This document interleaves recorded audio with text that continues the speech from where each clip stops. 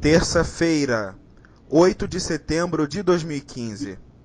Está no ar o Resenha Flulink. Sou tricolor de coração, sou do clube tantas vezes campeão, fascina pela sua...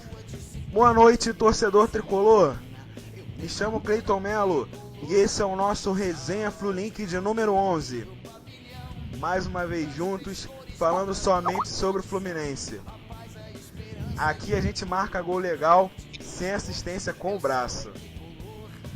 Você pode participar do programa através do Twitter, mencionando o nosso perfil @Flulink. Seu comentário pode ser divulgado ao vivo. Hoje em nossa mesa temos, como sempre, 2 membros de nossa mídia e um convidado de fora. Começo dando boa noite ao Eduardo Bruno, ilustre cabeça tricolor. Boa noite, cabeça. Boa noite, Cleiton. Boa noite, nosso bravo defensor da Flubase, de Xerém, Igor Santos, e ao nosso grande amigo de Twitter, de WhatsApp, Pedro Mendonça, o nosso famoso Pedrão. Boa noite a todos e boa noite aos ouvintes também. Muita coisa para falar, o Fluminense gera muita notícia, então tem muita coisa para falar e vence o Fluminense.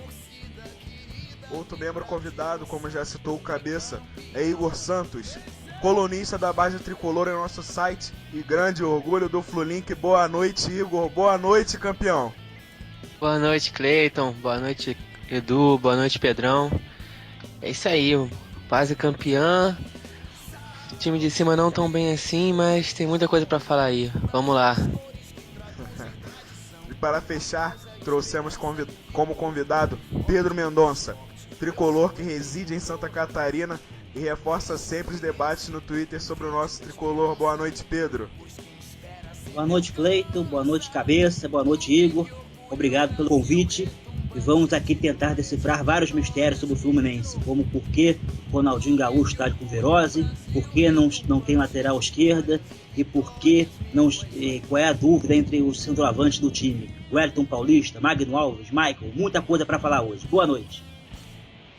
Isso aí, agora que estão todos apresentados, vamos às pautas do programa de hoje. Ficou barato. No clássico Fla-Flu, Fluminense é derrotado por 3-1 e se vê ultrapassado na tabela pelo rival rubro-negro. Flu encara desesperado Coritiba no Couto Pereira pela 24ª do Brasileirão. Bom, são só 2 pautas, somente o pós-jogo em relação ao clássico, somente o pré-jogo em relação ao jogo com o Coritiba. A gente aqui, conforme o debate for rolando, a gente vai colocar subpautas, com certeza. Vamos começar agora com o clássico. Quero saber quem deseja começar, falar do desastre do último domingo, mais um, né? Mais um desastre, mais um jogo péssimo para o Fluminense, que a gente foi engolido pelo Flamengo no primeiro tempo e eles resolveram a partida em 20 minutos praticamente. Quem deseja começar? Eu posso começar, Cleiton? Vai lá, Pedrão. Pedrão, manda ver. Olha, eu acho que o jogo foi vergonhoso, mas o Fluminense está perdendo para 3 situações. A primeira, que a gente não pode deixar de comentar, é a arbitragem. Apesar do time jogar mal, está jogando mal mesmo, o árbitro de novo foi decisivo na partida. Não marcou um pênalti para o Maicon e deu aquele primeiro gol para o Flamengo, ridiculamente bateu a bola na mão do Wallace. Apesar do Fluminense jogar mal, de novo a arbitragem nos prejudica. E o Fluminense, de novo, além de perder para o Flamengo, perdeu para ele mesmo. Mal escalado, a lateral esquerda nós temos 2 jogadores da base que nunca vão para o lado deles. O Ayrton e o Léo Pelé nunca jogam. Depois o Igor vai tentar decifrar pra gente o motivo. E o Henderson não sabe quem escala no meio e quem escala na frente. Eu acho que o fator de arbitragem, mais mal escalação, resultou nessa derrota para o Flamengo. Cabeça? Só complementando aí, Pedrão, brilhantemente colocou aí as nossas dificuldades. A gente teve um problema também sério, que foi de acordo com uma entrevista depois do jogo, né, do Wellington Paulista, que ele disse que o time treinou de um jeito e no vestiário o Henderson mudou tudo. Eu, quando vi a escalação, eu achei muito estranho ele ter colocado Douglas, nem tinha treinado com Douglas, Michael no ataque, né, sendo que vinha com o Elton Paulista todos os jogos, um time totalmente alterado com relação aos outros jogos. Com relação a essas alterações, a gente já vinha pedindo, né, há algum tempo a barração de alguns jogadores, né, por exemplo, o Edson estava jogando muito mal, e ele também foi, né, barrado nesse jogo, entrando o Pierre. Quer dizer, eu já achei muito estranha, né, a situação do Anderson vindo com um time totalmente desfigurado. Eu já previa muita dificuldade antes do jogo, e quando eu vi a escalação, aí eu falei assim, olha, agora vai ser rezar para não sermos massacrados aqui. Porque os Mulãos vêm com um time muito certinho, né? Parece que acertaram lá o time deles, enquanto que o nosso vinha de um jeito totalmente sem entrosamento, né? Sem nenhuma chance de batermos de frente com eles, né? Tanto que tomamos um sufocão mesmo no início do jogo, uma pressão dos caras que fizeram certo, né? Estão fazendo o certo deles. E não vi reação do Anderson, né? Que ele só foi tentar consertar o time no intervalo, né? Até que deu um pouquinho certo, né? Com a entrada do Marcos Júnior, deu muito mais velocidade para o time, deu muito mais mobilidade, né? Mas depois que a gente fez o primeiro gol e logo em seguida tomamos o terceiro, aí acho que desgringolou tudo de vez de novo. Então a gente tem que tentar entender por que o Anderson fez essas alterações logo no início, né? Acho que o jogo em si foi exatamente isso. Eu sei que a gente tem muita gente machucada no DM, né? Foram muitas contusões, suspensões, né? Mas ele tinha um time base. Então, se ele resolveu mudar desse jeito tão radicalmente, a gente tem que tentar entender, para ver se ele não faz isso novamente, né? Porque acho que contra o Curitiba a gente é um jogo primordial, mas isso a gente fala depois. Mas o jogo foi isso, foi como o Pedrão falou, de arbitragem, né? A gente já está até acostumado do lado ruim, né? Mas o time não respondeu, o time estava apático, totalmente entregue, né? Só naquele início do segundo tempo que foi um time diferente, né? Mas foi bom. E aí? Então, eu concordo com a questão do juiz. Eu ouvi dizer, só que a gente não pode falar nada porque se a gente falar de arbitragem é mimimi, bababá, e isso me irrita muito. Só que o erro de arbitragem foi um gol que ele deu pros caras. Então, por mais que o time estivesse péssimo, o time foi dar uma finalização aos 49 minutos do primeiro tempo. A primeira finalização ridícula do Jean. E um gol muda o jogo. Independente se um time tá mal ou não. Um gol muda o jogo. E aquele lance foi muito ridículo. Aquele lance do gol. E eu acho que o Anderson ele não errou nas peças em si. Porque o Michael, na minha opinião, é melhor tecnicamente que o Wellington Paulista. Muito melhor. Muito melhor. Só que esse é o tipo de jogo que ele escolhe pra queimar jogador. Porque eu tava no estádio, eu vi muita gente falando do Douglas que jogou melhor do que o Jean, chamando o garoto de ruim, de isso, de aquilo, que não servia para profissional, só jogava na base. Eu ouvi muito isso. Incrível, eu ouvi muito isso. E, cara, o meio tô completamente desorganizado, não tinha armador. O Jean, que eu achei que fosse jogar mais adiantado, não tava mais adiantado, ele tava às vezes com o primeiro volante, quem dava o primeiro bote lá na frente era o Pierre. Cara, o Pierre é primeiro volante, ele não tem que dar o primeiro bote lá na frente. Isso não tem lógica, porque se ele roubar a bola, quem vai dar o passe?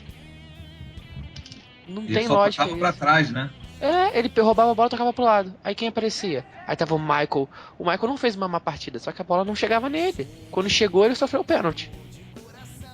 O Marco Júnior entrou dando outra cara pro time, pelo menos no início do segundo tempo. Só que era pra ele ter entrado com o Marco no início, porque a gente perdeu velocidade, perdeu um válvula de escape, o time tava lento demais. O Scarpa tava preso porque os alas dele são muito rápidos. O Pará é ruim, mas ele tinha que cuidar do Pará e do Everton, do Sheik, quando o Sheik caiu pelo lado dele. Não dá, ele não é lateral. Ele tinha que apoiar, ajudar o lateral a marcar. Só que ninguém vinha ajudar ele a marcar. Ele não sabe marcar. Às vezes que ele subiu, ele tentou fazer o que pôde, que de resto nada pôde fazer. Aí é outro modo dele, do Henderson, queimar outro garoto nosso que tem jogado muito, mas se continuar assim a torcida vai começar a achar que é culpa dele, porque vai tomar bola nas costas, sendo que ele não é lateral. Ele não é lateral, vai tomar bola nas costas o tempo todo se alguém não fizer a cobertura dele ali. Aí é que tá o erro. O Pierre lá na frente, o Pierre tinha que ficar ali na esquerda dando cobertura pra ele. Ou o Pierre ou o Jean, e nenhum dos dois tá fazendo isso. Ele errou de cara, ele errou com a escalação, não nas peças. Ele errou com o esquema tático que ele armou pro time. De resto, juiz, eu não tenho mais o que reclamar.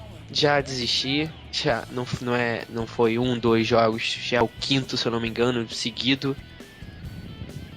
E eu que não sou muito a favor de troca de treinador, com todo respeito, perdi minha paciência. Perdi minha paciência com o Henderson. Ele tá perdido. Tá perdido. Você tocou nesse assunto aí, porque praticamente uma unanimidade, com exceção do apresentador, todos querem a queda do técnico, certo?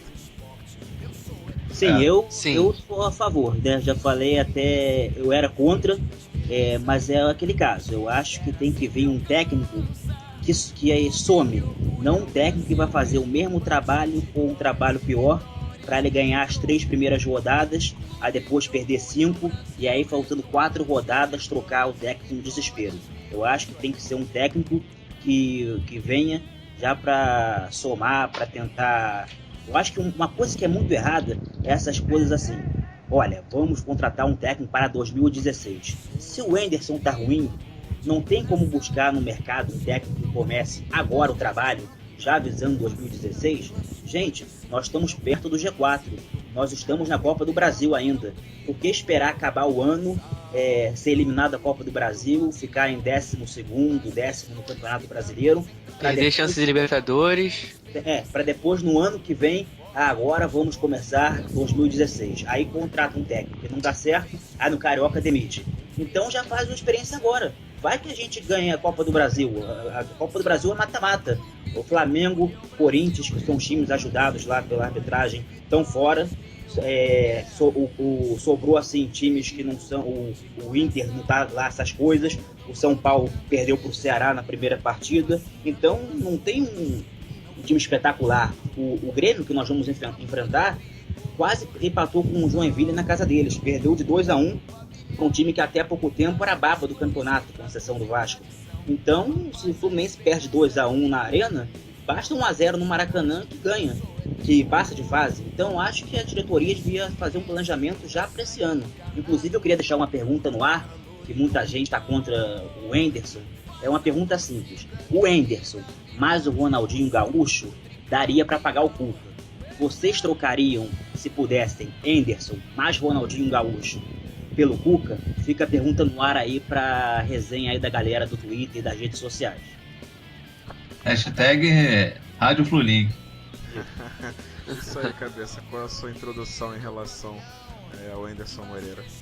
Cara, eu, pelo menos o pessoal que me segue e tal, eu costumo comentar que eu também já vou até falar como eu falei na minha coluna.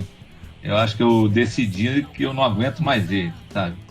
Porque assim, ele, a não ser que tenha ordens superiores, que ele não possa escalar alguém, aí eu até entenderia.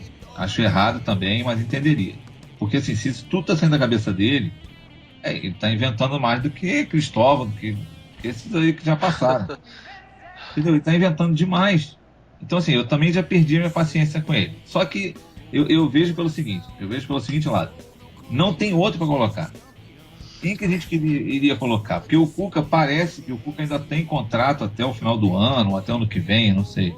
Então, teria que pagar uma multa bilionária para trazer ele e o Fluminense não tem dinheiro.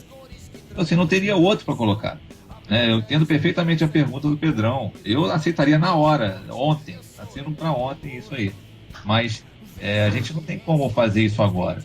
Porque, pô, o sonho de consumo de todo tricolor é a volta do Cuca.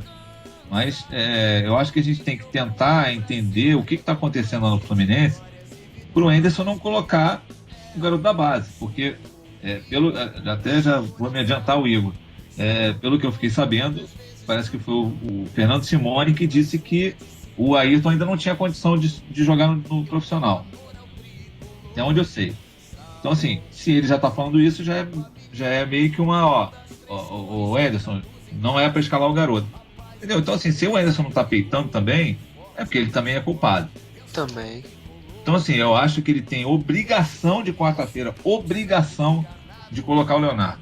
Obrigação, não tem mais como. Não ele só foi com 2 laterais, né? Com o Wellington Silva e com o Leonardo. Se ele botar o Scarpa na lateral, é sacanagem. Eu acho que o Scarpa não vai para lateral. O problema é que ele treinou hoje com o Vitor Oliveira na esquerda. Esse é o problema. Então, assim, pelo amor de Deus, acho que eu vou rezar uma novena pro Anderson, vai abrir a cabeça dele, que tudo bem, ele quer botar o Scarpa no meio, ótimo, melhor notícia agora do meio do ano. Agora, vou botar o Vitor Oliveira, então eu prefiro botar o Scarpa de novo lá na lateral. E, pelo amor de Deus, o Vitor Oliveira é o cara mais mochila que eu já vi na minha vida. O cara leva a bola nas costas do jogo inteiro. O gol que a gente tomou do Paysandu foi uma bola que ele tava em cima dele, ele correu pra não chegar, chegou o cara atrás dele e ele foi e fez a falta dentro da área. Isso aí também, sabe o que é? É falta de treinamento, falta de posicionamento Exatamente. do treinador. O treinador tem que posicionar o jogador, entendeu? Eu ouvi do Simone que o Vitor Oliveira era uma aposta pro futuro, né? Porque ele tem baixa idade, tem 21 anos, e ele seria uma aposta no futuro, ficaria treinando, só que entrou no fogo pelas contusões, pelo elenco no início do ano também, com o João Felipe, que foi uma contratação ridícula, o Henrique vive machucado, aí o Marlon também teve que servir a seleção olímpica, aí o Vitor Oliveira entrou no fogo. Eu não gosto dele, mas falaram que que era uma contratação para o futuro. E por falar no Scarpa, só um adendo, o Scarpa deu uma entrevista hoje e deixou nas entrelinhas claramente que prefere jogar no meio campo. Ele disse que no meio campo ele consegue ir mais para o ataque, arriscar mais, porque caso dê errado, existe uma linha defensiva atrás para cobrir ele. Exatamente. Na lateral ele fica com medo, porque se ele vai para o ataque a 1000, se ele perde uma bola, é bola nas costas o jogo todo, uma avenida. E aí o Fluminense acaba levando gol. Então, abala a confiança do cara. Ele não vai pra frente com tanta confiança como ele jogaria se estivesse no meio. Isso, acaba com o futebol dele. Então, exatamente. É isso que eu falo, é um problema de posicionamento. O Anderson tem que arrumar isso. Agora, se ele é o técnico e ele não pode escalar os jogadores, aí pode botar até Deus lá para treinar o Fluminense, que não vai adiantar nada, sabe? Então, assim, eu sou a favor de mandar ele embora, mas só se tivesse um outro melhor. Até, por exemplo, o Oswaldo de Oliveira, se ainda tivesse, o Marcelo Oliveira, o próprio Mano. Não sei, tem muita gente que não gosta do Mano, mas eu não sei, eu acho que ele é um bom técnico. Tendo um time bom na mão, eu acho que ele consegue. Então, assim, agora que não tem mais ninguém, não tem jeito. Aquele Guto Ferreira, o cara está envolvido lá com o lance da Portuguesa. Ele é um bom técnico, mas eu não traria, sabe? O cara que estava envolvido lá, pode até ter escalado o garoto lá de propósito, sei lá, sabe? A gente não sabe o que aconteceu realmente, né? Então eu não traria ele. Eu acho que o Fluminense precisa de um cara de nome. Chega de aposta como treinador. Porque esses caras escalam jogadores por pressão de empresário, presidente. Queria ver Abel fazer isso. Abel não fazia isso. Abel duvido que faria isso, escalar jogador por causa de porque empresário A quer botar jogador.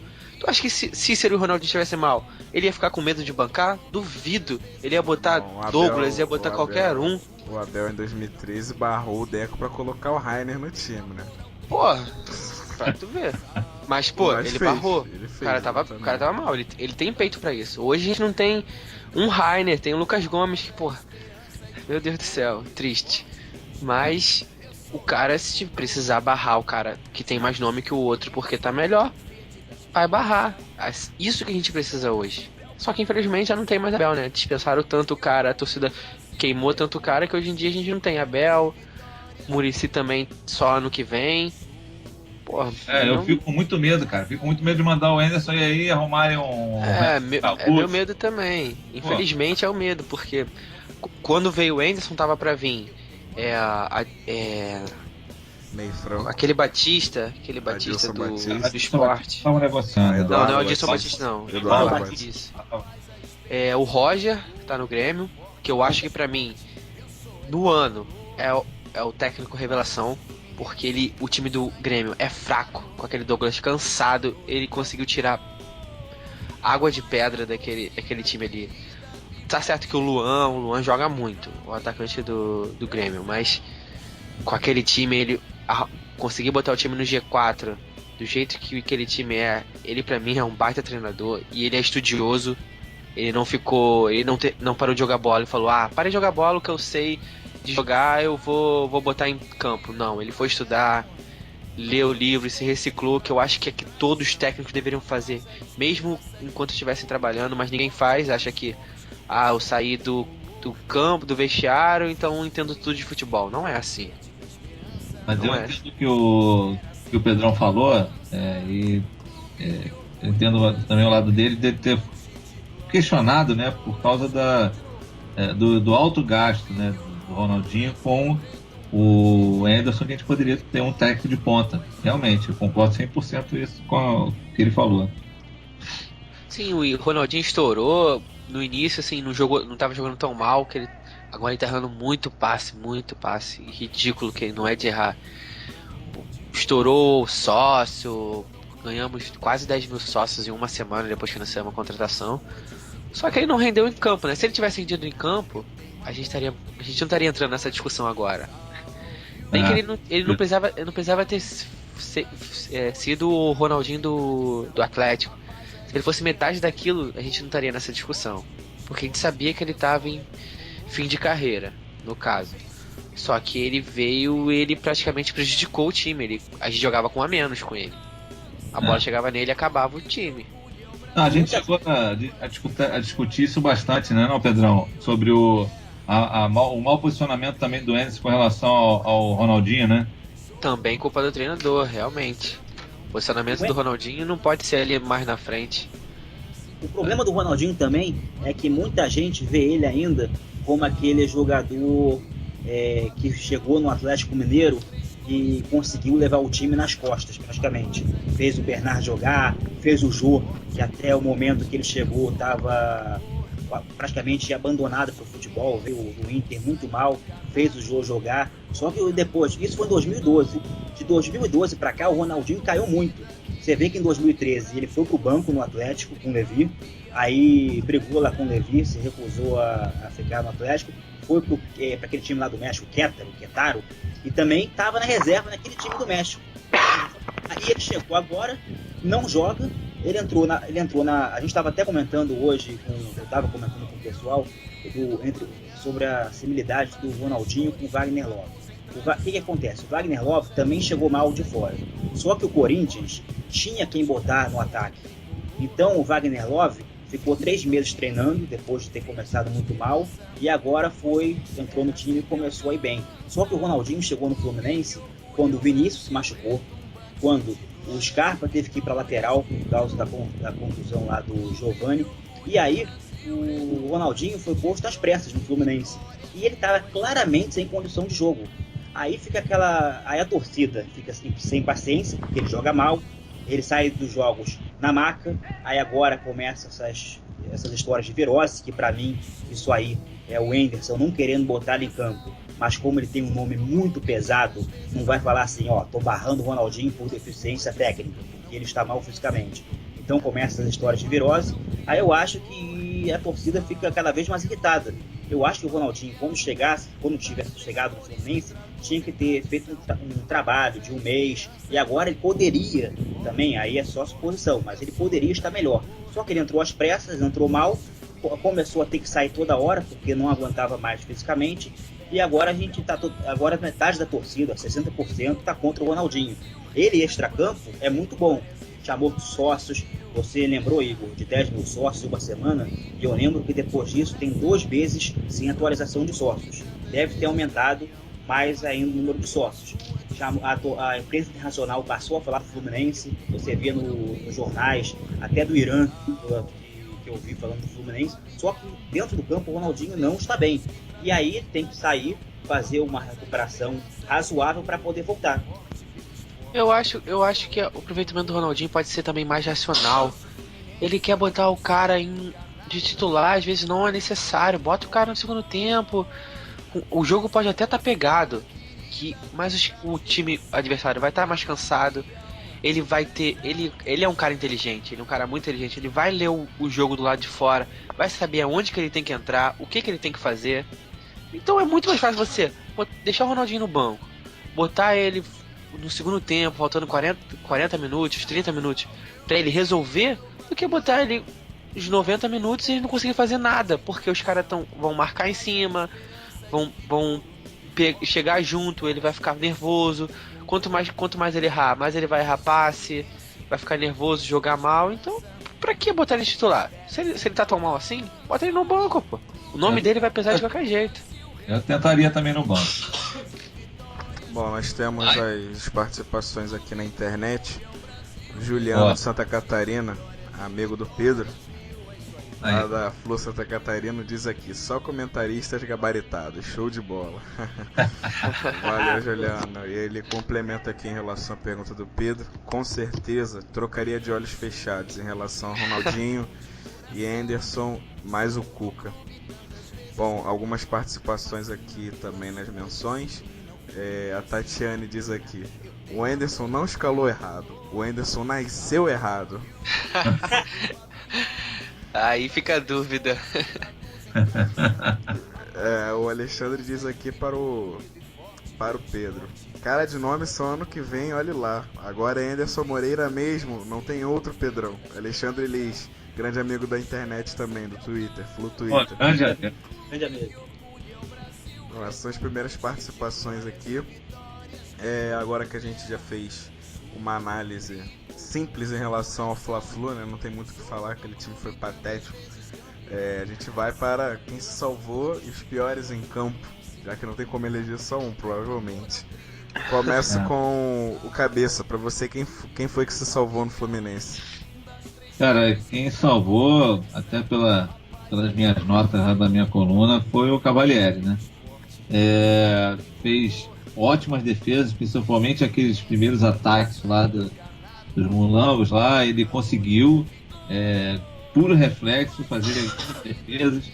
No segundo tempo também fez algumas. Eu acho que ele foi o nome do jogo até. Se não fosse ele, talvez a gente não tivesse perdido por esse placar. Poderia ser até maior.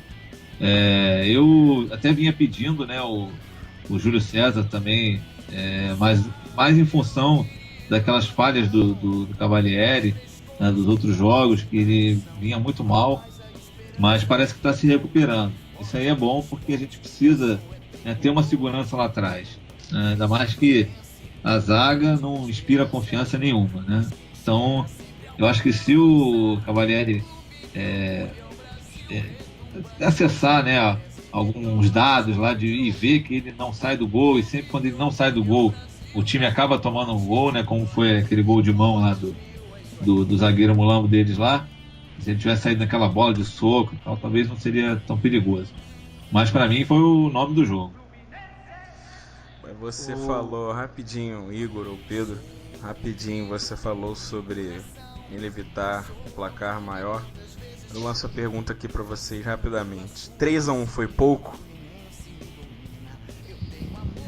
Assim, na minha opinião, a gente tem que ver o seguinte: todo mundo fala assim, mas tira o gol lá de mão do... Não, sem essa. 3-1 foi pouco?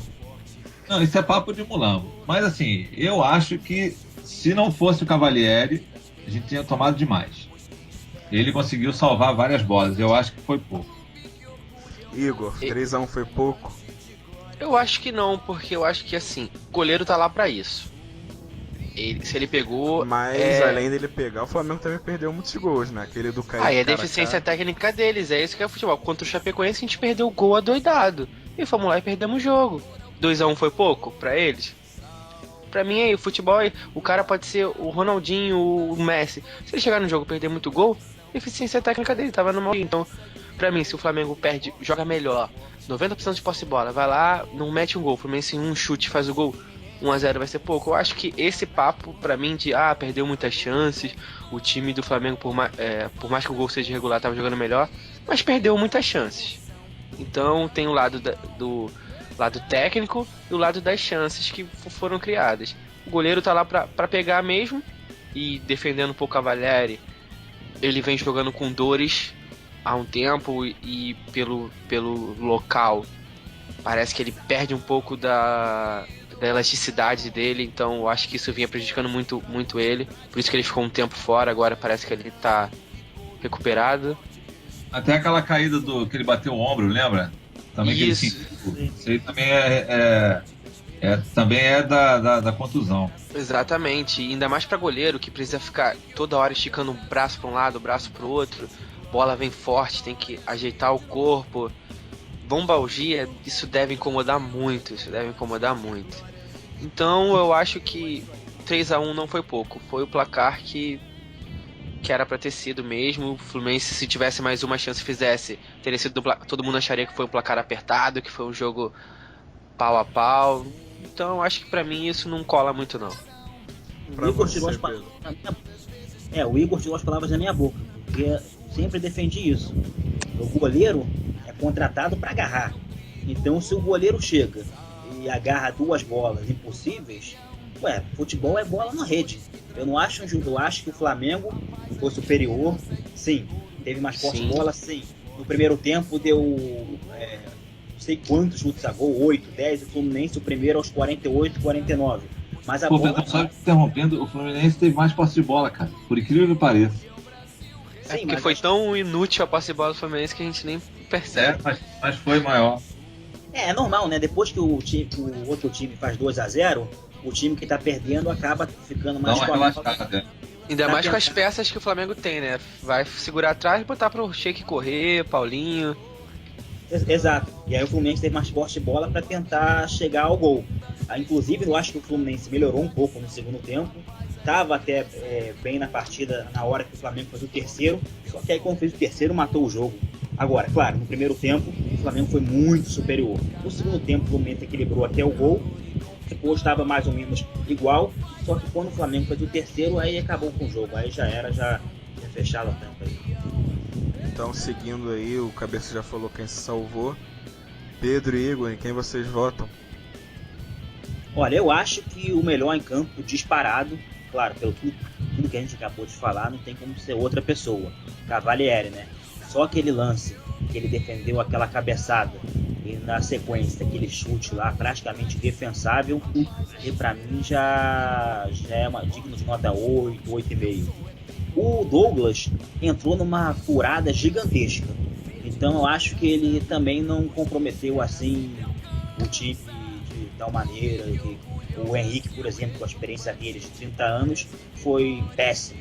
O Rum, apesar de desde 2009 no Fluminense, também começou o jogo assustado, parecia que estava enfrentando a seleção da Alemanha. Ele pegava a bola, jogava para lateral, não sabia nem o que estava fazendo. Depois melhorou um pouco, mas começou péssimo.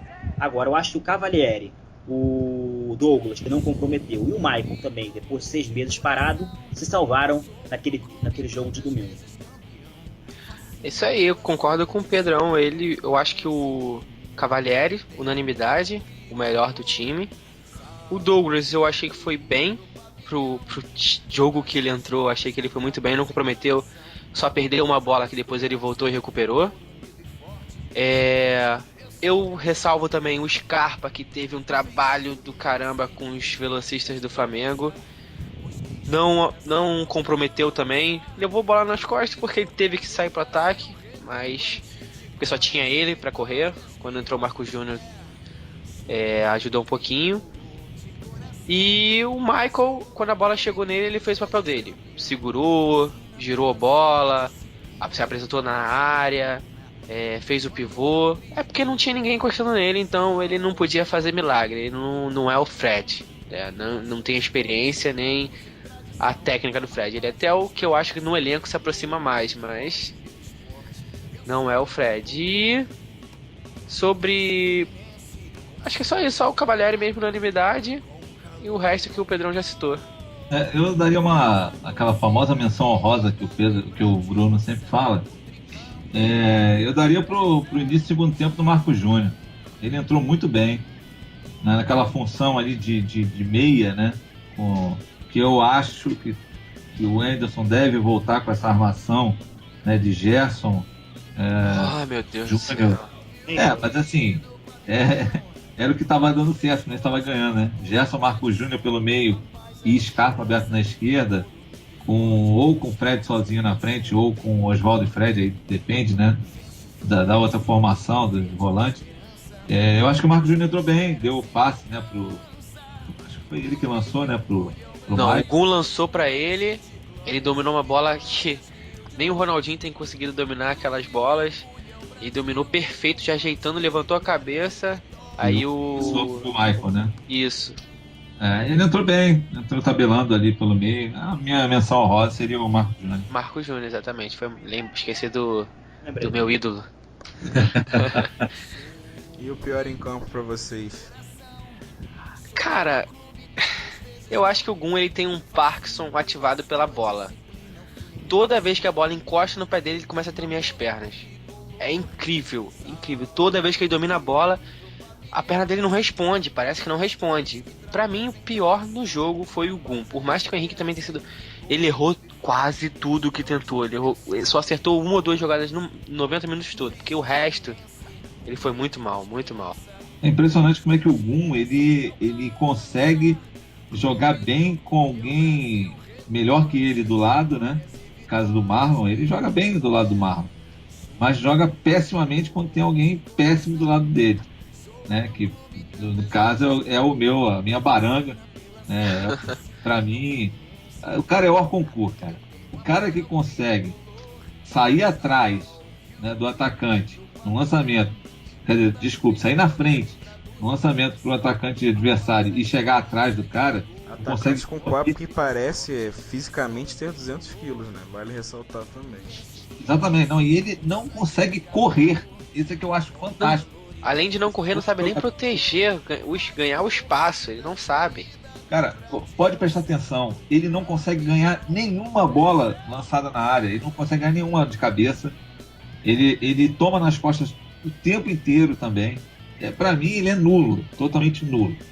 Vou falar de novo igual na coluna, decidi não dar mais nota pra ele. Eu criaria uma pessoa fictícia para dizer o pior da partida. Eu botaria, a pessoa se chama Zaga do Fluminense, porque a dupla foi horrorosa. O Gun, como eu já disse aqui, começou o jogo, parecia que estava assistindo filme de terror, ou então jogando contra a Alemanha no Mineirão. Ele não sabia o que fazia na bola, estava assustado, parecia zagueiro que acabou de subir e estava lá com um Fla-Flu, um zagueiro ainda sem qualidade, subindo sem qualidade, porque deu pena de ver o Gun. E o Henrique, sinceramente, parece que saiu de um churrasco e bebeu 3 litros de chopp, porque ele totalmente cansado, ele não acompanha ninguém, ele, como já disseram aqui, o cara se sair do meio de campo, ele estiver na meia-lua, o cara chega na frente, o Henrique é nulo. Os melhores momentos do Henrique no ano foram quando ele se machucou, ou fosse Ele já dá esporro, hein? Ainda dá esporro, hein? Eu já vi ele dando vários esporros. Sim, então só por isso eu acho que a dupla do Fluminense, que até melhorou no final do jogo, mas pelo início, patético, e o Henrique foram os dois disparados piores do jogo. Aí, pra mim, menção desonrosa pra Pierre e o Wellington Paulista. Olha, eu vou te contar, cara. O Wellington Paulista, ele conseguiu entrar, não tocar quase na bola e fazer mais faltas do que tocar na bola. Ele levou o cartão amarelo com 3 segundos em campo. Olha, pra mim é fantástico. Eu vou te falar. O cartão foi muito ridículo, né? Porque o juiz nem forçou na cada ali, mas pô, ele é muito trabalhado, cara. Por isso que eu digo, o Michael é superior tecnicamente a ele. Muito, muito. O Michael consegue fazer o pivô, né? Sim, sim. Por isso que eu não entendo o Anderson às vezes. O Magno Alves jogou contra o Paysandu os 2 jogos. Ele fez um gol no Maracanã e deu um passe para o gol do Marco Júnior lá no Pará. Aí depois, no Brasileirão, o Anderson coloca o Wellington Paulista. Aí depois o Maicon. Aí quando o Maicon sai durante o jogo, aí depois durante o jogo, coloca o Wellington Paulista. O que aconteceu com o Magno Alves?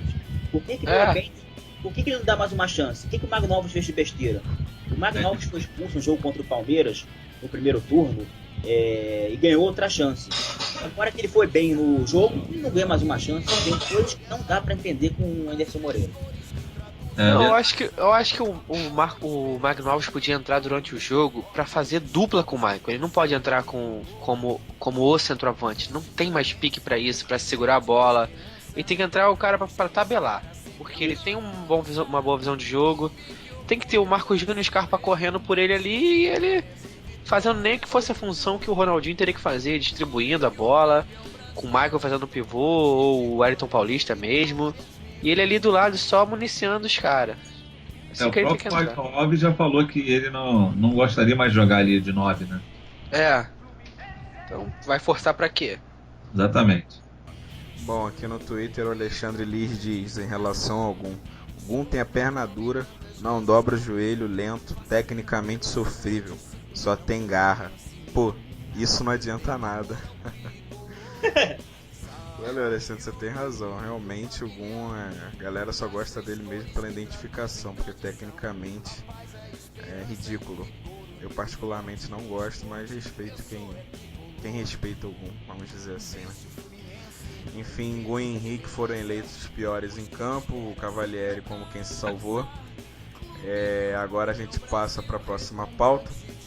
Em relação ao jogo de amanhã contra o Curitiba, Flu encara desesperado Curitiba no Couto Pereira pela 24ª rodada do Brasileirão. E aí, o que esperar desse jogo? Um Curitiba que, apesar de estar lá embaixo, já esteve na situação igual a do Vasco, distante de todos, mas agora deu uma crescente, conseguiu uma vitória fora de casa contra o Avaí, coisa que a gente não conseguiu. Enfim, o que esperar dessa partida? Olha, só para embasar o que vocês vão falar, hoje saiu a informação que o Ronaldinho Gaúcho está fora do jogo contra o Curitiba e contra o Sport. O Cícero também não joga contra o Curitiba, nem viajou, vai ficar no Rio fazendo recuperação muscular e física e talvez volte contra o Sport. E o mesmo caso do outro, sem ser o Cícero, teve mais um que também... O Henrique. Isso, o Henrique. O Henrique também não vai viajar para enfrentar o Curitiba. Então esses 3 estão fortes. E o time que treinou hoje foi Cavalieri, Wellington Silva, Gum, Antônio Carlos, Vitor Oliveira na lateral, Douglas, Jean, Gustavo Scarpa, Gerson, Marcos Júnior e Michael. E entraram ao longo do treinamento Léo Pelé, Edson e Osvaldo. Então eu acho que esses 11 que treinaram, mais os 3 que foram vistos lá no treinamento, vai sair daí, desses 14, a escalação do time. Eu acho que ele não vai com o Gerson, eu acho que ele vai botar o Edson, porque o jogo é fora de casa e ele é meio medroso. Eu acho que o Léo Pelé vai acabar entrando na lateral no lugar do Vitor Oliveira, e eu acho que o Osvaldo não vai entrar começando, vai entrar no segundo tempo.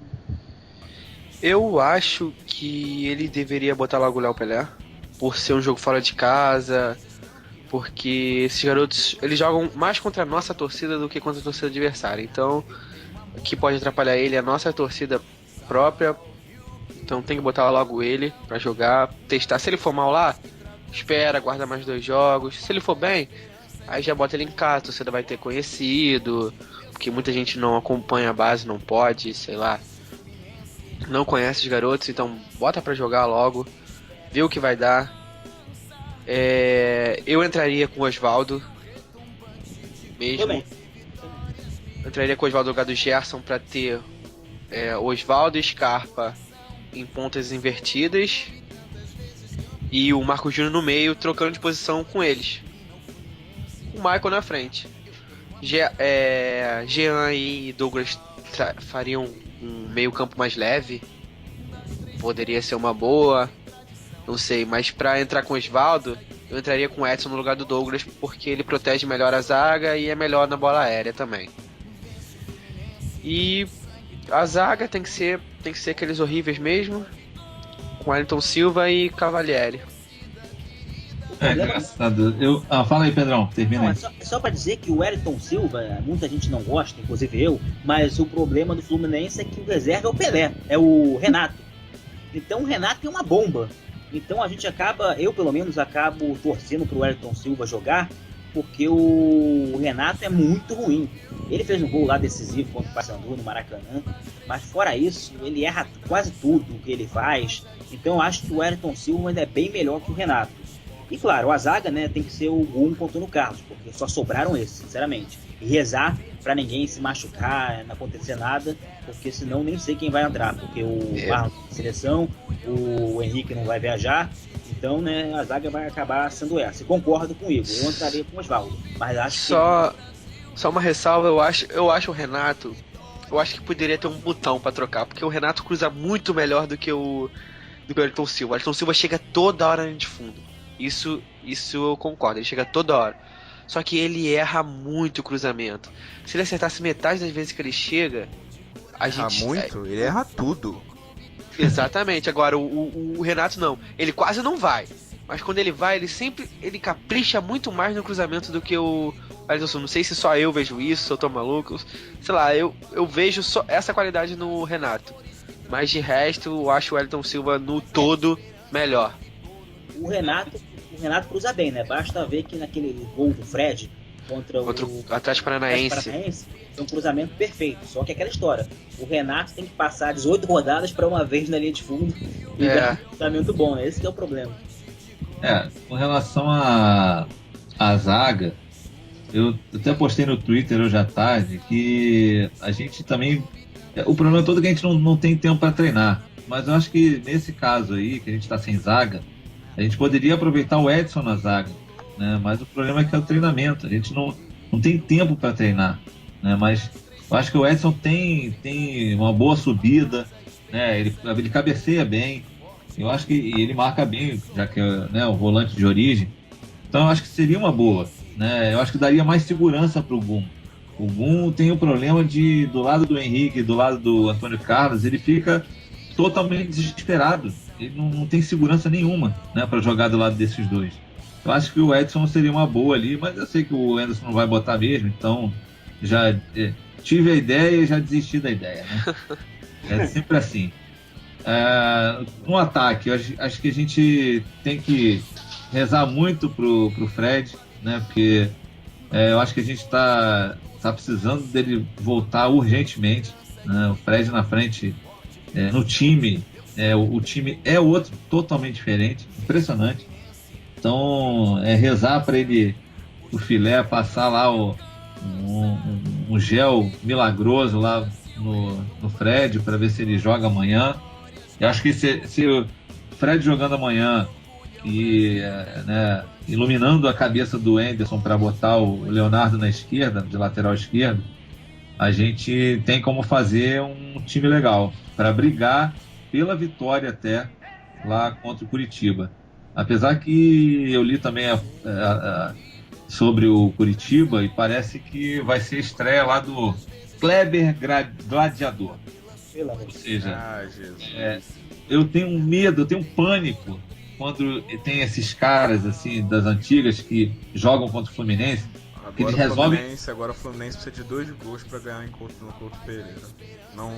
Porque sempre o Fluminense sempre toma gol desses velhos aí, caquéticos, né, que chegam, o cara tá fora um ano, igual aquele Marquinho do Avaí, o cara chegou fora 1 ano, machucado, aí jogou, fez o gol.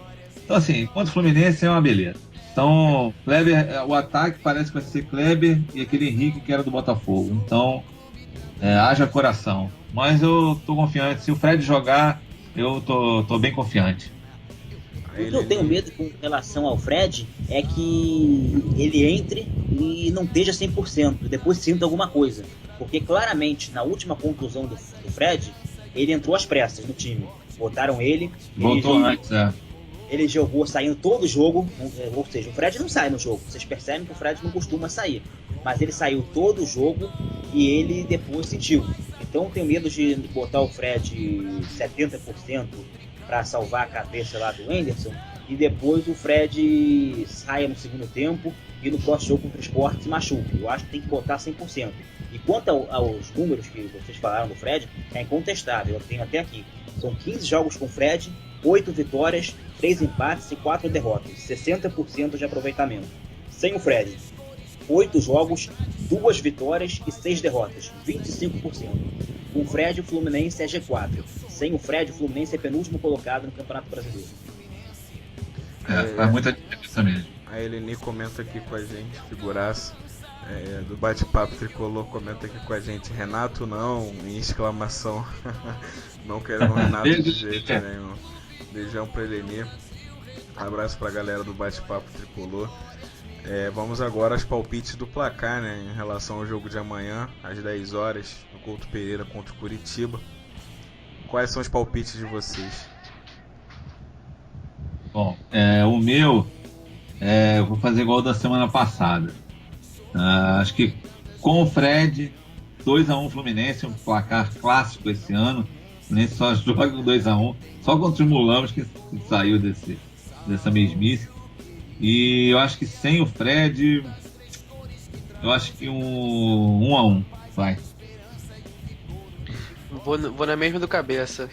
Com o Fred, 2-1.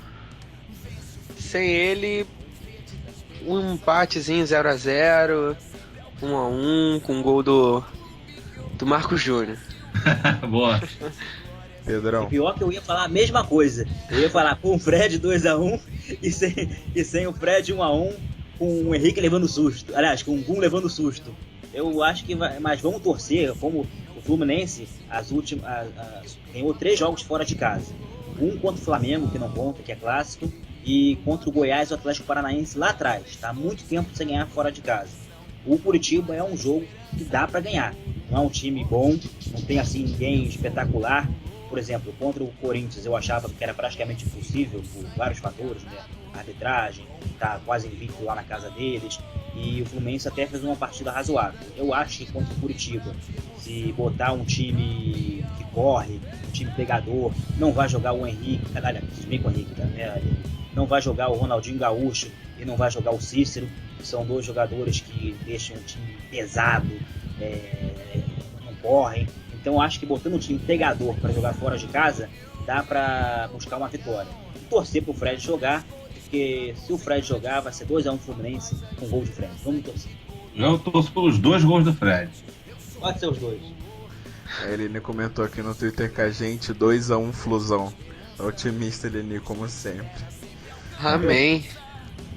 Bom, nós encerramos as pautas definitivas em relação ao programa de hoje.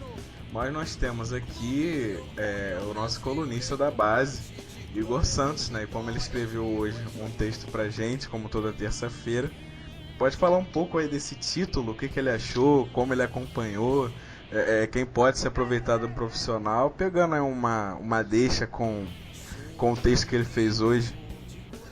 E aí, Igor? Então, o título, como eu acompanhei, eu deixei de acompanhar poucos jogos por questão de trabalho, mas teve muitos que eu saí do trabalho correndo para ir para Laranjeiras assistir, porque tava dando muito prazer de ver esses moleques jogar, muito mesmo. O time terminou o campeonato invicto, 10 vitórias, 2 empates, com um artilheiro, vice-artilheiro, no caso foi o Douglas, que estreou no Fla-Flu. Melhor lateral esquerdo, que é o Leonardo, que foi com o time para Curitiba. E jogando futebol simplesmente sensacional. A gente foi campeão ganhando do Vitória no Barradão por 3-0. Sabe? Não é para qualquer um jogar lá. A base do Vitória é muito forte. Tem até ex-jogador do Fluminense lá.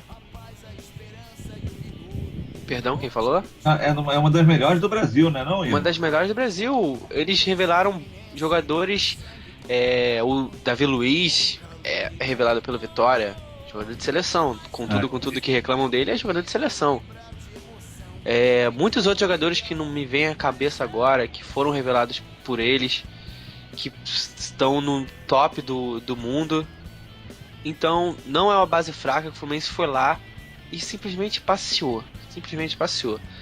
Eu tava comentando o jogo no Twitter do Flulink e tava 2-0 Fluminense. Pedro tinha acabado de fazer o segundo e ia entrar o Patrick. Aí esse moleque sempre quando entra, ele faz uma graça. Sempre que ele entra, ele faz uma graça. Eu falei, no mesmo momento que ele entrou, eu falei, pô, sinto o cheiro de gol. 5 minutos depois, o moleque foi lá, achou uma bolinha na área e meteu o terceiro, liquidou o jogo. Então a campanha foi irretocável. Não tem que se discutir um jogo que eles jogaram mal, que eu acho por nervosismo, que foi aqui no Maracanã, foi o primeiro jogo da final. Eles não jogaram mal, só que simplesmente nada deu certo. Até a bola que entrou foi o único lance de sorte do Fluminense. Foi o gol justamente do Patrick também. Fez gol nos 2 jogos da final ele. E sobre aproveitar alguém, eu acho que urgentemente é preciso aproveitar o Léo Pelé. Urgentemente. Não é como eu disse no texto mais cedo, que eu era baizista, com perdão do neologismo, mas Leonardo, a gente tá sem lateral esquerdo. Até com o Giovani a gente não sentia aquela confiança, mas era o cara da posição. Então a gente não tinha o que reclamar porque não tinha ninguém melhor que ele. Agora quem vai botar? Vai desperdiçar o Scarpa ali? Tem que botar o Leonardo. Não tem como. Eu aproveitaria o Igor também, só que são posições que a gente tem que ter muito cuidado na hora de subir, porque um erro pode ser crucial. Os caras estão lá atrás, estão na última linha de defesa, como até o Pedro disse sobre o que o Scarpa comentou, que ele não tem confiança de subir, porque se ele errar, é isso. Então os caras ficam com medo de errar. Tem que subir os caras aos poucos, um joguinho entrar no segundo tempo, um joguinho mais calmo, que tem gente contundida, eles entrarem. E são os jogadores que eu acho que no elenco atual mais resolveria a situação do clube. O Igor e o Leonardo. O Douglas já tem entrado. Não acho que seja uma posição tão carente do Fluminense agora. Mas é um bom jogador, excelente jogador. Qualquer jogador que ele for substituir ali, ele vai substituir a altura. O Pato foi artilheiro, mas na hierarquia o Michael vem primeiro e é um jogador que eu particularmente ainda acredito muito, além de já ter o Fred. De resto... Tem o Marquinhos, né, cara? Excelente jogador, Marquinhos, né? Eu acho o Paulinho na frente dele, é porque o Paulinho se machucou nos jogos finais e não pôde jogar, tanto que o Pedro fazia dupla de ataque com o Matheus Pato. Mas o time titular era o Matheus Felipe, Breno Santos, que também é um bom lateral, só que eu acho ele um pouco lento, mas bate muito bem na bola, cruza muito bem. Nogueira e Frazan, o Leonardo, Douglas e Luiz Fernando, que também eu particularmente, muita gente não gosta dele, acha ele ruim, mas eu acho que ele faz o papel dele muito bem. Ele é o estilo Marcão mesmo. Falam que ele lembra muito Marcão. Lembra fisicamente. Mas ele lembra até no futebol, porque ele rouba a bola e dá pro lado. E é isso que o primeiro volante tem que fazer. Desarmar e dar pra quem sabe. Ele faz o papel dele muito bem. Luiz Fernando e Douglas. Danielzinho também jogou demais esse campeonato. Ele jogou muito. Se não tivesse tantos meio campo ali, eu botaria ele, apesar de ser franzino demais. Ele é inteligentíssimo. Com a bola e sem a bola. Ele antevê a jogada. A bola vai pra ele, já sabe o que vai fazer. Ele dá toque de primeira, assim. Quando o marcador tá esperando ele dominar, ele já deu passe, já saiu da bola, deixou o companheiro livre. Ele é muito inteligente. E o time jogava na frente com ele, Matheus Pato, Paulinho e o Brian Oliveira, que depois foi emprestado lá pro Los Angeles. Depois entrou o Marquinhos no lugar dele, e no lugar do Paulinho entrou o Pedro. E era um time muito leve, toque de bola, não engolia todos os adversários, tanto que ganhou do Flamengo na Gávea, ganhou do Vasco São Januário, goleou o Vasco nas Laranjeiras. Fui ver esse jogo, foi muito gostoso de ver esse jogo. Que até entrou um ex-jogador do Fluminense, o Ícaro, que saiu no início do ano por questão salarial. Inventou uma história lá que todo jogador estilo Dalton inventou em 2009 lá. E então, cara, eu subiria todo mundo. Como eu disse, eu sou baizista. Eu subiria todo mundo, mas só precisamos de lateral, então é urgência, eu subiria logo o Léo Pelé. Como urgência, acho que o Léo Pelé, ele acha que não tem como não subir, ele tem que colocar ali. É uma coisa que a gente não tem, né? Não tem lateral esquerdo. Exatamente. E ele foi o melhor do Campeonato Brasileiro Sub-20, então não tem como não botar ele. Agora eu levaria o Igor Nogueira, Capitão Nogueira, né? Pra pelo menos ficar no banco, cara, pra ele já começar a pegar, como você falou, né? Só de você ir, viajar com o time, né? Aquecer, tá na preleção, pra ele já é muita coisa, né? Então ele já entra como se já tivesse jogado. Então seria muito legal dar essa experiência pra eles. E eu acho que esse Marquinhos pra mim, cara, pelos jogos que eu vi dele, eu gostei muito, mas muito mesmo. Um cara que já passou lá por fora, né? Já jogou fora do Brasil. Já, ele por acaso, ele vem da base há muito tempo. E quando ele chegou, ele bancou o Kennedy, que hoje tá no Chelsea. Isso aí. O Kennedy era banco dele no Sub-15, se eu não me engano, Sub-15 ou Sub-17. Eu acho que se ele tiver uma cabeça boa, que eu acho que ele tem, um menino passou, né? Entrevistaram ele na final lá, ele tava chorando, quer dizer, você vê que ele é um garoto que tem futuro, cara. Eu seguraria ele aí, porque o Fluminense vai precisar de um garoto desse. Agora, só para finalizar, com relação ao Luiz Fernando, eu acho que o Luiz Fernando ficou meio que marcado negativamente pelos jogos lá em Flórida, né? Lá na pré-temporada. E ele entrou muito mal, coitado. Ele não conseguiu jogar absolutamente nada, entrou no jogo lá perdido, chegou no primeiro lance, já fez uma falta lá, tomou cartão. E teve até um outro jogo também no Campeonato Brasileiro que ele entrou, também não foi bem, mas na base ele arrebentou. Ele jogou muito esse brasileiro, demais. E o que você citou agora do Luiz Fernando ter entrado lá, muita gente chama ele de ruim por causa disso, por causa daqueles jogos lá.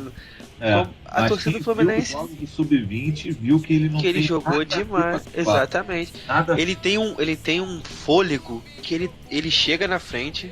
Ele chega na frente mais pra dar o primeiro bote e tal. Ele não é muito de chegar. Tanto que teve uma bola, se não me lembro se foi no segundo ou no primeiro jogo, que a bola sobrou pra ele dentro da área, ele não sabia o que fazer, ele tocou pro lado.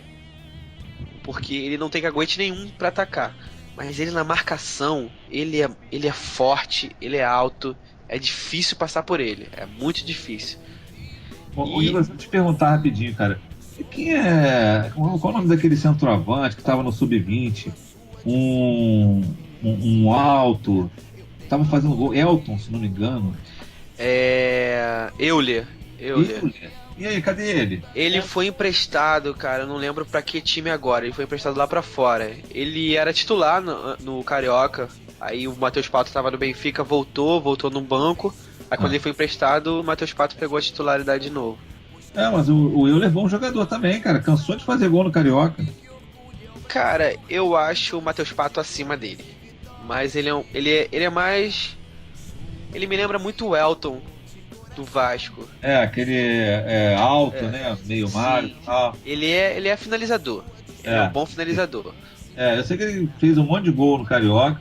Fez. Mas realmente, assim, de matéria de jogador mais completo, o Pato é mais completo realmente. O Pato é bem mais completo em todos os sentidos.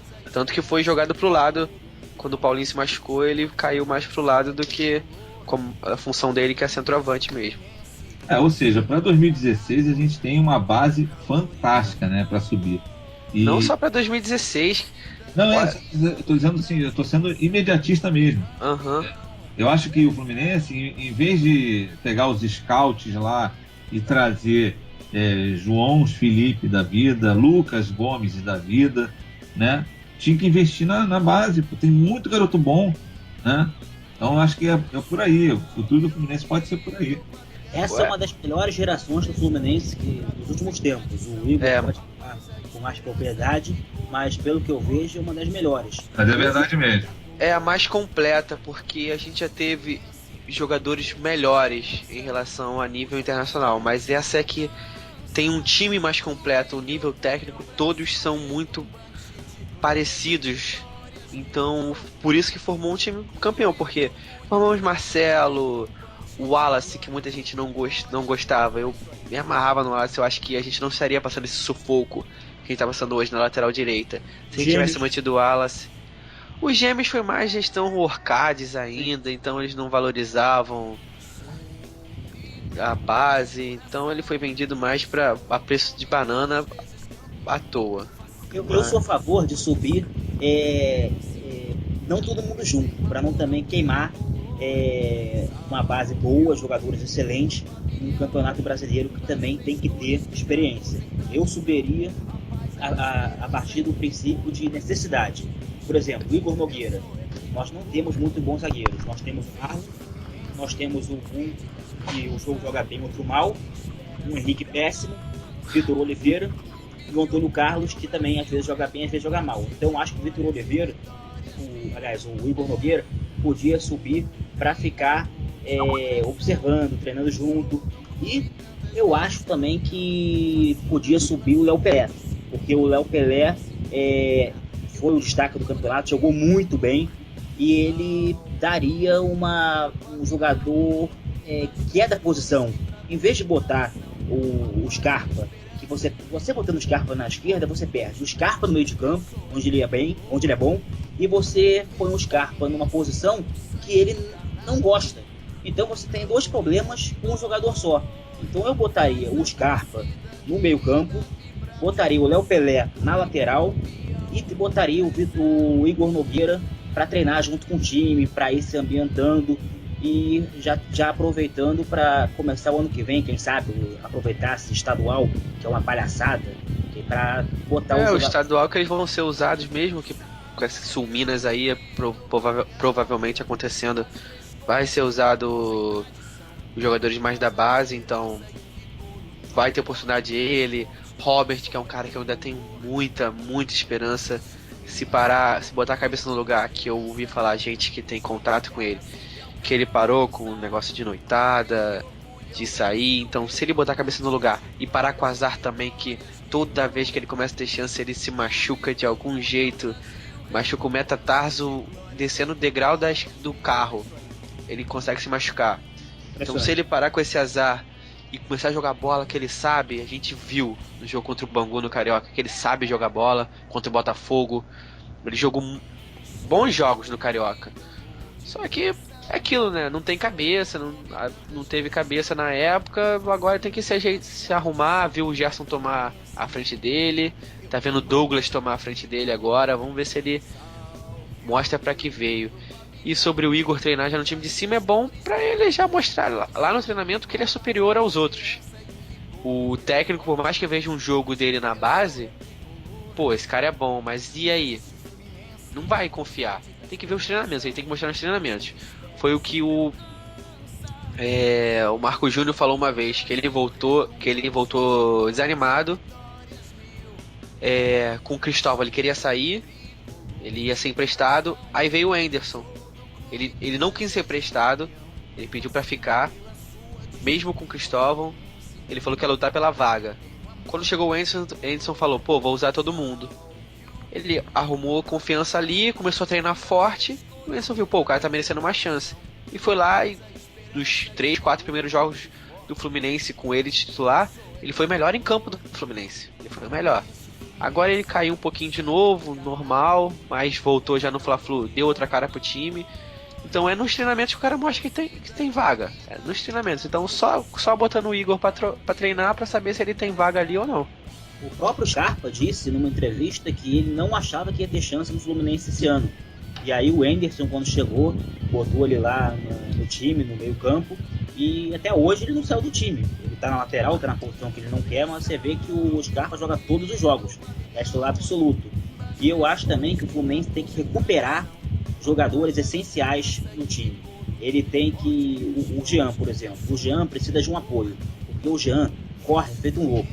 Ele termina os jogos morto. Contra o Joinville, ele levou um drible aos 46 do segundo tempo. E o cara tava... Eu acho que o Jean nem viu o cara passar por ele. Porque o Jean tava exausto. O Jean tá tendo que correr muito para fazer as duas funções. Ele faz o primeiro volante, às vezes ele tem que fazer o segundo volante. Ele faz tudo, o Jean. Outro é o Vinícius. Já tem que marcar pelo Cícero também, Pedrão.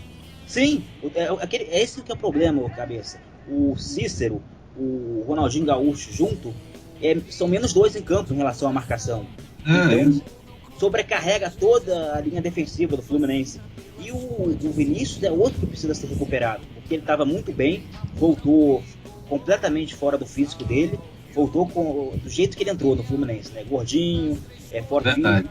Eu acho que se recuperar o Vinícius, se conseguir dar um auxílio lá pro Jean, o Edson voltando a jogar bem, que também caiu muito de produção depois de um começo do ano maravilhoso, aí fica um time experiente e coloca os da base aonde precisa, né? Para também não subir todo mundo junto e depois pegar Corinthians, Palmeiras, com times com elenco forte, com elenco experientes, porque aí sofre. Apesar de ser jogador bom, tem que lembrar que tem 20 anos, tem 19 anos, não dá para botar 8 jogadores e falar, vamos resolver.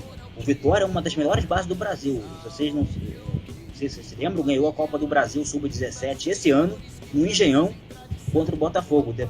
Ganhou lá no Engenhão. O Fluminense deu um baile no Vitória, no Brasileiro Sub-20, no segundo jogo. Foi sensacional, mas tem que subir aos poucos, tem que ver os principais jogadores e ver questão de necessidade, lateral esquerdo e zagueiro. Não dá para subir todo mundo junto, é isso que eu acho. Vamos botar a base aos poucos, porque aí a gente também tem cartucho para queimar. Chega no ano que vem, coloca no meio campo, aí daqui a pouco vende o Elton Paulista, pelo amor de Deus, e aí sobe um atacante. Aí assim, tem que ir aos poucos, eu acho. O negócio é ter alguém pra comprar o Wellington Paulista, né? Isso que é o difícil, só o Fluminense mesmo. Só o Fluminense. Bom, então encerramos as pautas, certo? Alguém tem alguma coisa a acrescentar? Não, é isso aí. Bom, então vamos às considerações finais, começando pelo cabeça tricolor Eduardo Bruno. Pô, cara, agradecer imensamente aí a todo mundo que ficou ligado na gente, né? Uma audiência enorme, cada dia cresce mais. Pedir o pessoal continuar acessando as colunas do Flulink, né? Eu até acabei de retweetar a coluna do Igor, muito boa coluna sobre a base, né? Vocês viram aí que o cara manda muito bem. Agradecer ao Pedrão, pô, cara sensacional, cara nota 10, sabe tudo do Fluminense também, né? Agradecer aí ao amigo e só colocar também umas coisas que as pessoas sabem que eu odeio a Flapress, né, cara? Eu cismo com umas coisas. Eu fiquei pensando depois, né, cara? A Globo, né, nesses jogos, né, de 200 câmeras, né? Câmera 360. É engraçado, nos lances de dúvida do Fluminense, eles passam 400 vezes. Engraçado que não passou nenhuma vez o lance do Wallace puxando a camisa do Michael, né, cara?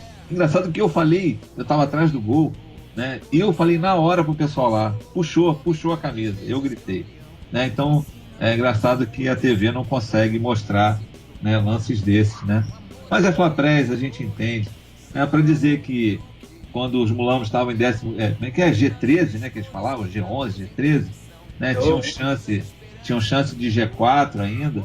E a gente que está no G9 já estão falando da gente de rebaixamento. Então é isso. Mas o Fluminense é maior que isso tudo, né? Vamos amanhã ter fé que vamos partir para dentro deles, vamos começar a ganhar de novo, né? Para poder brigar lá em cima e quem sabe conseguir beliscar essa vaga da Libertadores aí. E boa noite a todos e vence o Fluminense. Pedrão, suas considerações finais. Olha, eu quero agradecer o convite feito pelo Cleiton. Eu acho a Flulink um dos melhores blogs que cobre muito bem o Fluminense, o Igor na base, as notas do Cabeça são sensacionais. Até quando perde, ele faz uma piada para tentar amenizar. Jamais esquecerei o pós-jogo com o Corinthians, onde ele compara a bunda do Antônio Carlos com a bunda da Nicki Minaj. Isso pra mim vai ser inesquecível. Foi muito bom, eu gosto das notas por isso, porque a gente tá irritado com o time, em vez de ver uma nota 7, uma coisa assim, ou 3, sem explicação, o Cabeça faz uma piada. É muito engraçado ver até quando o time perde as notas do Cabeça. O Bruno também, que é outro integrante da Flulink, que tem uns textos maravilhosos. Pô, gênio, né? Cara bom demais. E a nova contratação aí da Flulink também, que Rodrigo Salomão, que tem textos maravilhosos. O último, então, com aquele verso lá, com a música, né, para explicar a situação. Com a música, o ar foi sensacional. Então, a Flulink tem um timaço. Estão de parabéns e eu fico muito agradecido de participar dessa resenha de hoje, falando 100% do Fluminense. E quero encerrar com a notícia maravilhosa. A UOL está proibida de entrar nas Laranjeiras. Opa! A gente está falando aqui de Fla-Press, né? Tem que lembrar que o Flamengo não está no G4 desde, eu acho que 4 anos, né? 4 anos que o Flamengo não entra no G4, mas a Globo não fala nada. Agora a Globo acha que o Flamengo está quase sendo campeão, não sei como. Mas pelo menos a UOL está proibido de entrar nas Laranjeiras, porque tem um repórter lá que sempre fala mal do Fluminense, e o Marcos Benjamin essa semana escreveu no Twitter dizendo que enquanto não tiver uma retratação pública, não vai entrar mais no Fluminense nenhum repórter da UOL, e vai processar tanto esse repórter da UOL quanto aquele comentarista. Eu não prefiro nem falar os nomes, mas todo mundo sabe quem é. Quando aquele comentarista lá da Sport TV, daquele Extraordinário, que também falou mal do Fluminense, ambos vão ser processados. Então foi a melhor notícia da semana extracampo. E com relação ao campo, vamos torcer para o Flusão se recuperar. Quem sabe começa amanhã, depois enfrenta o Goiás, depois também tem adversários... depois é o Sport. Vamos torcer para o Fluminense ir bem nessa continuação do campeonato e quem sabe beliscar um G4. Quem sabe, vamos sonhar, porque... o Fluminense é um time de guerreiros, a gente está acostumado a passar por situações adversas, então vamos esperar, quem sabe a gente fecha o ano aí com uma recuperação de todos os jogadores e um título da Copa do Brasil. Vence o Fluminense, como disse o Cabeça. Obrigado. Igor, sua vez.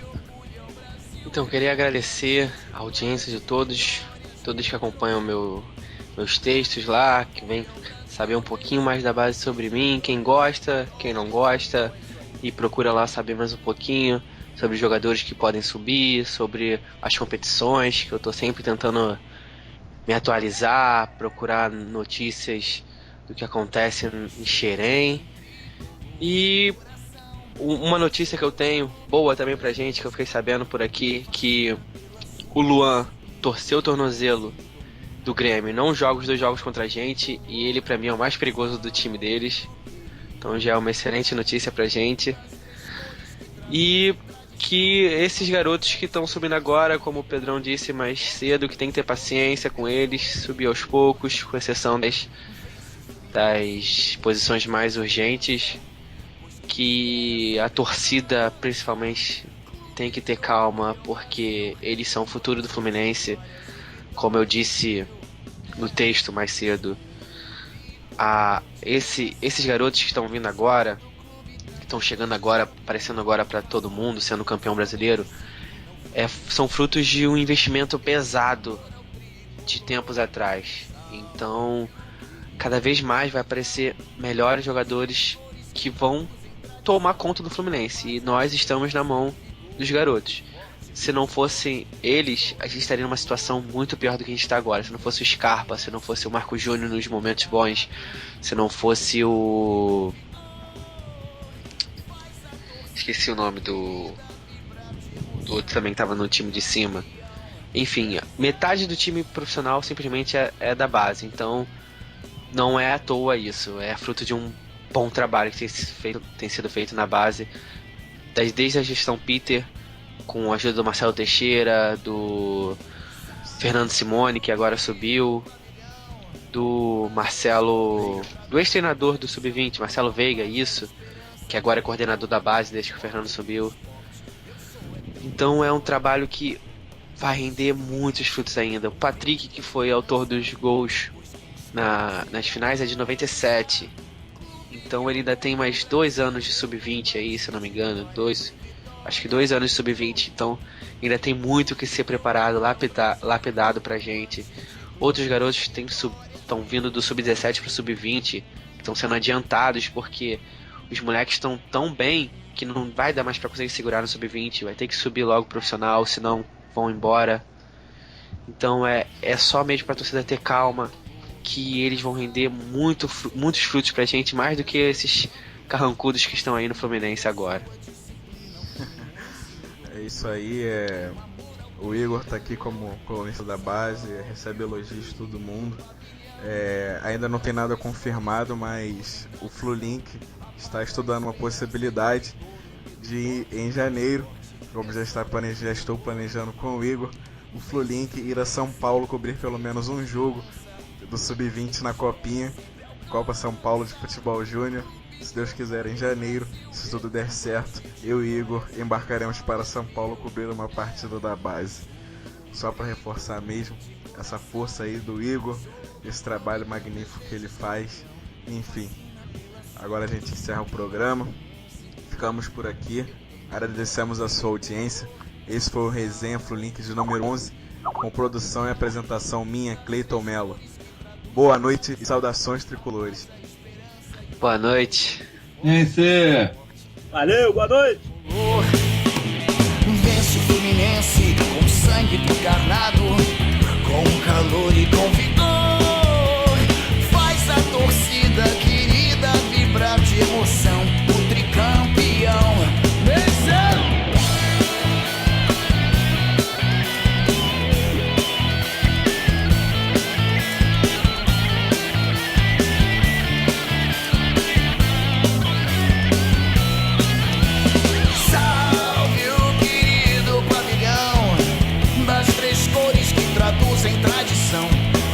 A esperança e o vigor unido forte pelo esporte. Eu sou tricolor. Vence o Fluminense, o verde da esperança.